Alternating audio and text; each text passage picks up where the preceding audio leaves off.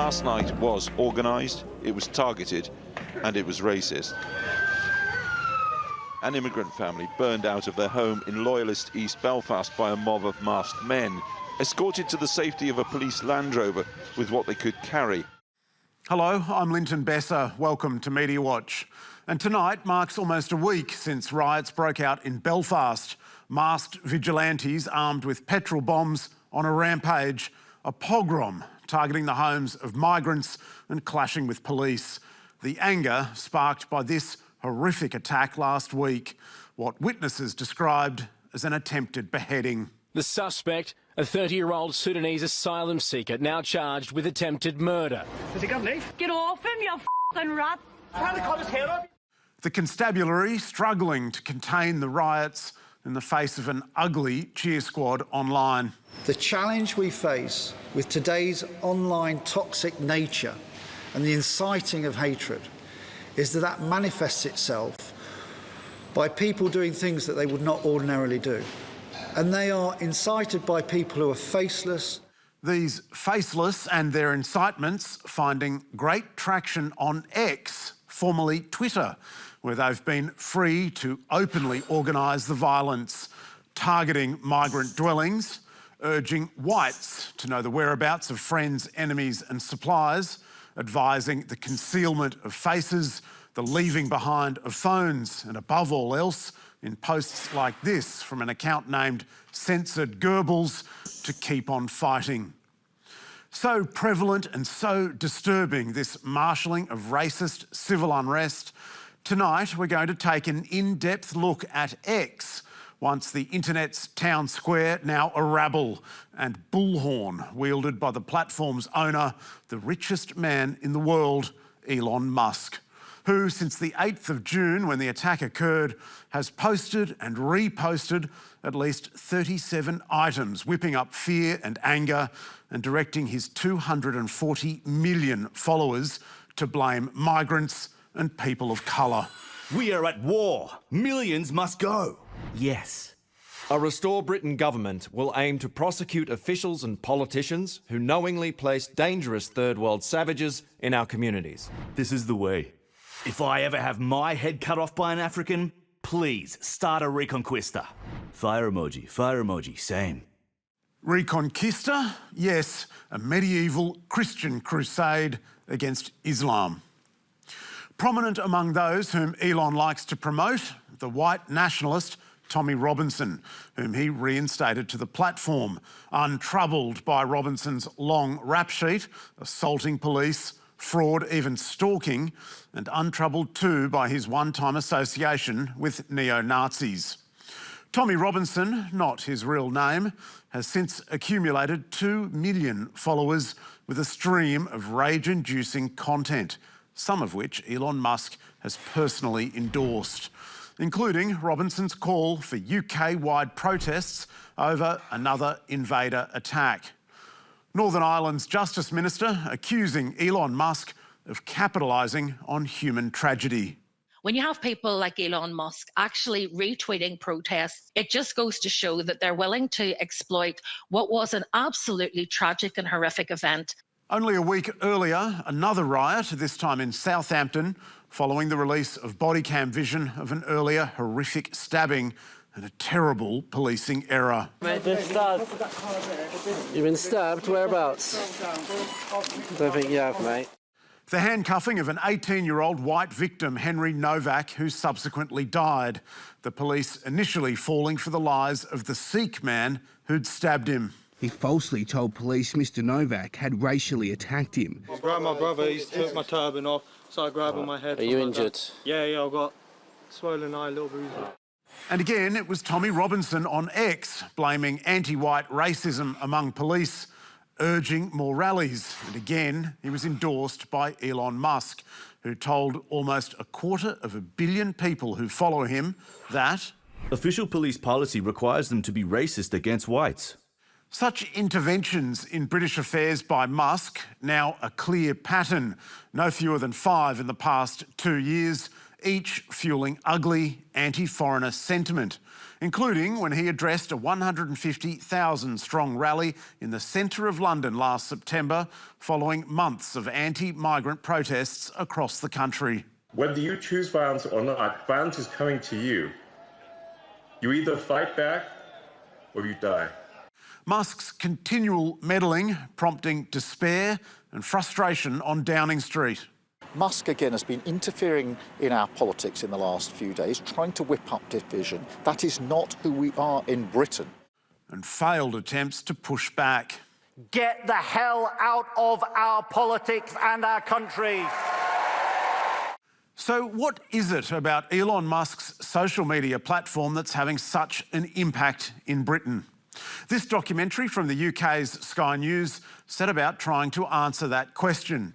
Its journalists setting up fresh accounts, then examining what those accounts were force-fed by X's algorithm. Every account, no matter their political orientation, was fed a glut of right-wing content. Musk's own post dominated their feeds. Of the accounts that used extreme language, we found that around a quarter of the posts came from accounts on the left of the political spectrum, while 72% of posts came from right-leaning accounts. Another problematic feature of X, anti-Semitism, which came into the spotlight here in Australia last December as we reeled from our worst ever terrorist attack.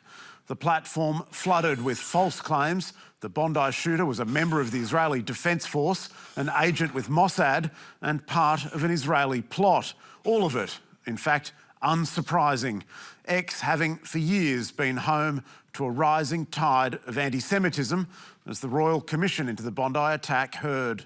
The platform that had the most anti-Semitism was Gab, which is a far-right platform. The Nazis couldn't theme it more Nazi-like than these people are doing on Gab. The next highest one was Twitter. It was already the most prevalent platform for anti-Semitism to start with.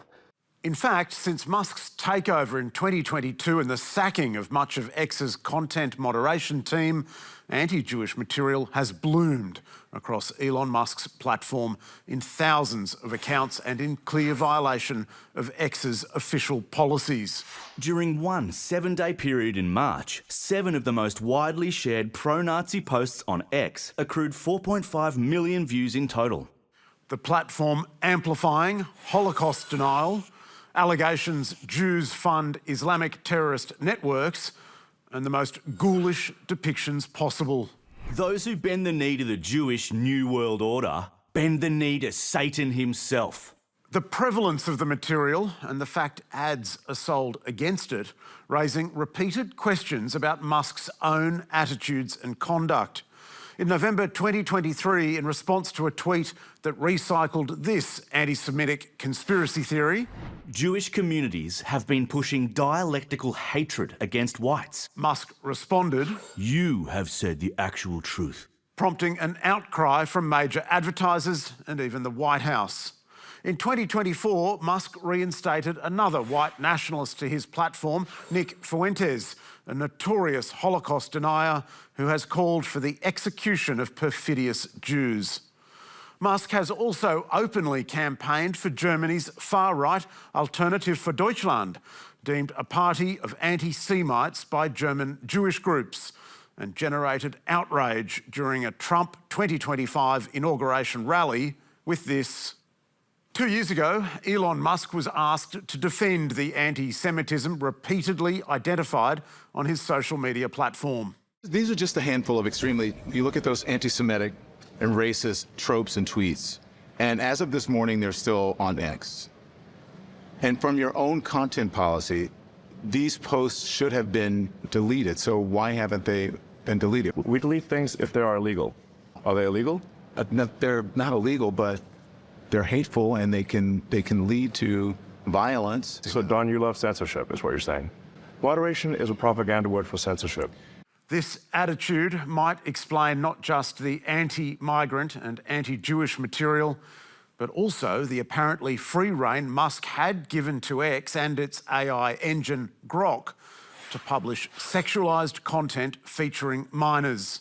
Grok AI generated about 3 million sexualised images in less than 2 weeks, including 23,000 that appear to depict children, according to researchers. A phenomenon now under investigation in Britain and in France. Its investigation examining Grok-manipulated images too disturbing to put on television of clearly underage girls placed by the AI into highly pornographic scenes. Musk, rebuffing a summons to attend a voluntary interview, described the probe as a political attack. He's most unhappy too with Australia's e-safety commissioner, which last month won a key judgment against the company, X failing to properly report on its measures to combat child sexual exploitation material. This is one of the few successful actions brought against X-Corp by any regulator globally. Which did little, it appears, to dent one nation's desire to have the e-safety commissioner sacked for what its Senator Malcolm Roberts has described as her personal vendetta against X. We will not be closing down the e-safety commissioner. That's a no then. One Nation will do that. While One Nation leaps to X's defence, Elon Musk's coarsening of public debate has boosted other political insurgents like Restore in Britain, a new party with even more extreme views on migration than Nigel Farage, and Restore's very similar predecessor, the now deregistered Advance UK. So when people say X isn't the real world, of course, two-dimensionally it isn't, but it does connect you to the real world and it does have real-world impact. This social media platform may not have the reach that others do, but as the place where news still breaks, it is actively monitored by journalists and politicians. The problem is real-world politics is being dragged into its wild distortions, its jacking up of hate and prejudice and intolerance. Now, some will notice we at Media Watch are still on X, and that's because abandoning the platform entirely to those seeking to disfigure the discourse really helps no one. But increasingly, reasonable voices are being washed away under the direction of a man who, just in the past few days, has become the world's first trillionaire and whose reach pays no mind at all to a country's borders. And now to the Australian Liberal Party. So spooked by its more conservative rival, it's already open to deals to save its skin. The next election isn't due for another 2 years, but in a sign of possible desperation, Angus Taylor says he's also prepared to swap preferences with One Nation. The glossy slips of paper handed to voters at booths potentially momentous in deciding the next parliament. How One Nation is winning the preference war, with the Greens' help. The Australian Financial Review reminding us last week of the outsized role preferences have played in the story of One Nation so far. Just 2 years after entering politics, One Nation leader Pauline Hanson was ousted, despite securing 36% of the primary vote. The decision by all major parties to place One Nation last on its preference allocation meant Hanson's bid was all but doomed from the start. And forensically examined how such preference flows have recently assisted the party, including in the recent South Australian state election, by way of a wonderful interactive graphic showing the sway of such grand old political forces as Unified Victoria/United Veterans and the Family Guardian Association. Except both of those parties are complete fictions. You couldn't vote for them if you tried. Just like the so-called Liberal Catholic Party, which our friends at Crikey helpfully explained had been conjured out of thin air. Could it be the all-time funniest misattribution of the initialism for the legalised cannabis party? Whatever the AFR team is on, we want some. So Cheech and Chonged, the graphic also swapped out the Australian Family Party for the Australian Federation Party, which isn't registered in South Australia and didn't field candidates in the election at all. On Friday, the offending graphic vanished, replaced with a correction.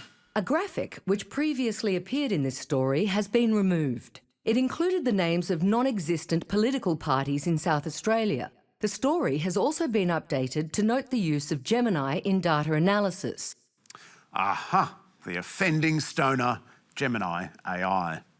Retired election soothsayer and national treasure Anthony Green told us the graphic misinterpreted data that is available and bizarrely cited some which isn't, and bemoaned, I thought it was safe to retire. A spokesperson for the Fin admitted Gemini had invented the non-existent parties, but assured us the raw data was genuine and was then analysed by the AFR's data journalist with the assistance of Gemini. another exhibit for the Museum of Ignorance we're building, trading away our perfectly good intelligence for the inferior, if convenient, machine alternative. And that's all from us tonight. Be sure to check us out on ABC iView, as well as YouTube, Facebook, and now also Reddit. You can find full statements on our website, and don't forget to send us your tips. See you next week.